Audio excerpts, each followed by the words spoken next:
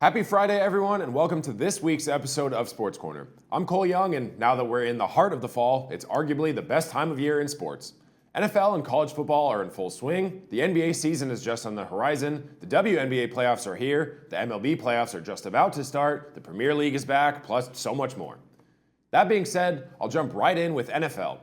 Week 2 was full of surprises all around, continuing the fun from last week.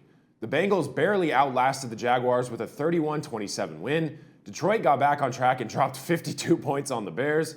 New England and Miami traded special teams touchdowns in a close game. The Eagles outlasted the Chiefs in a Super Bowl rematch. The Colts sneaked away with a win over the Broncos on a controversial ending. And the 49ers advanced to 2-0 with a road win over the Saints.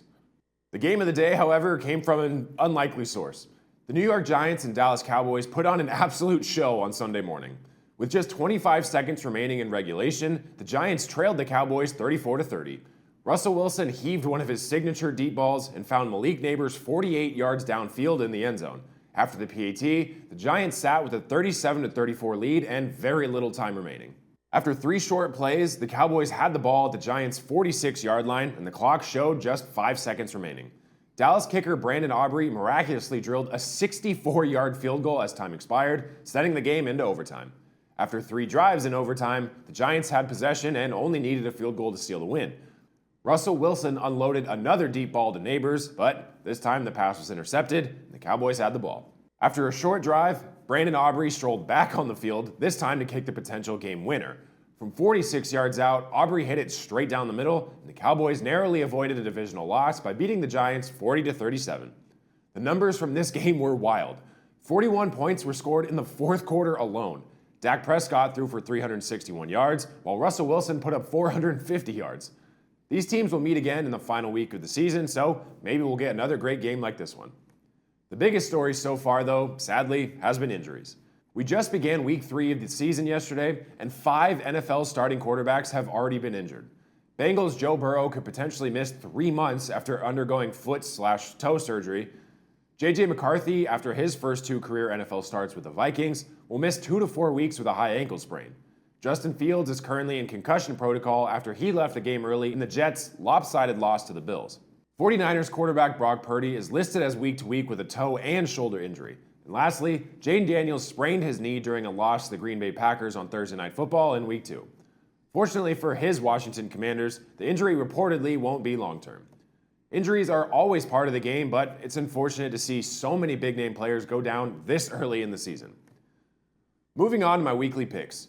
This has never happened before, but I have started my season with a perfect 8-0 record after going 4-0 again in Week 2. Just to mix things up, moving forward, I'll throw in one underdog pick of the week. I'll try and find a team I think has the best odds at an upset win.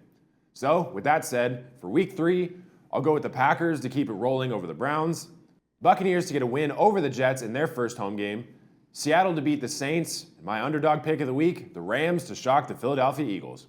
Week 3 of the college football season had some more massive blowouts, but the top games of the week were absolute nail-biters.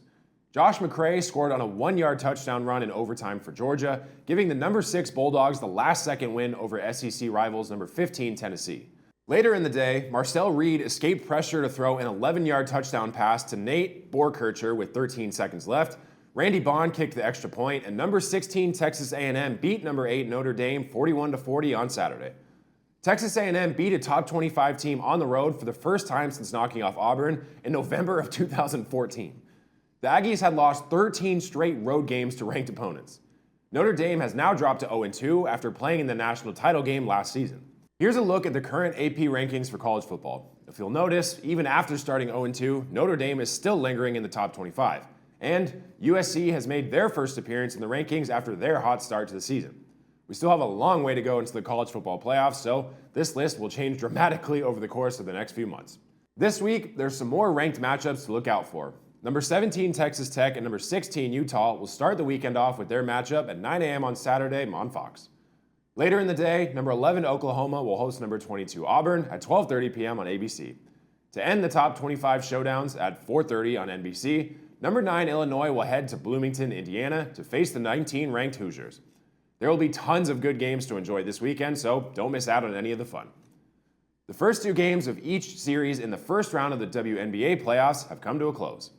After a dominant season, the Minnesota Lynx started out their series with the Golden State Valkyries with a massive 101-72 win in Game 1.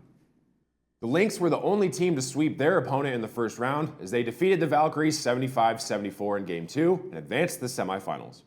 Nafisa Collier yet again led the way for the Lynx, scoring 24 points, 7 rebounds, and 4 assists. The Las Vegas Aces followed in the Lynx footsteps, picking up a 102-77 win over the Seattle Storm in Game 1.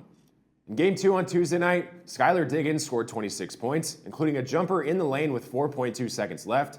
Nneka Ogwumike had 24 points and 10 rebounds, and the Seattle Storm forced a deciding Game 3 with an 86-83 victory over the Aces.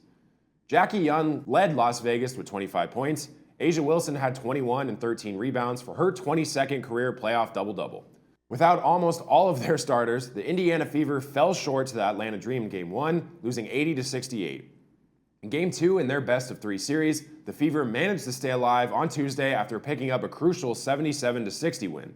Indiana was led by Kelsey Mitchell, who finished her night with 19 points, 2 steals, and 4 assists.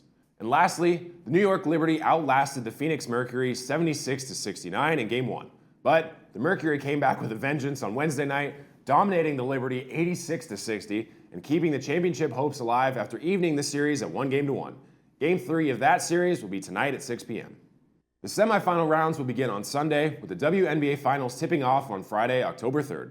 Don't miss out on any of the WNBA games in the coming weeks to see which team will be crowned a champion. The MLB playoffs will begin on Tuesday, September 30th, and here's a look at how the playoff picture currently stands. The Phillies and Brewers were the first 2 teams to steal their spots in the postseason, along with the Chicago Cubs. More teams have now joined the eliminated list as well. Last week, it was just the Rockies and the White Sox. Now, the Twins, Nationals, Pirates, Orioles, A's, and you guessed it, our local Angels. The Angel streak stays alive as they have not made the postseason since 2014. This now ties the New York Jets and the Buffalo Sabres for the longest playoff droughts across all major sports. Formula One is back this weekend with the Qatar Airways Azerbaijan Grand Prix. Oscar Piastri, Lando Norris, and the McLaren team are still absolutely dominating, sitting on top of the drivers' and constructors' standings with a pretty firm lead. There's been very little parity, but Max Verstappen has snuck in a few wins along with George Russell. Including this week, there are only 8 races remaining, so tune in to see which teams can secure a spot in the top 5 behind McLaren.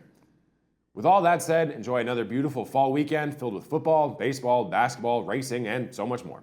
Come right back next Friday for more news, updates, and highlights from all across the sports world. I'm Cole Young. Have a great weekend. We'll see you next time.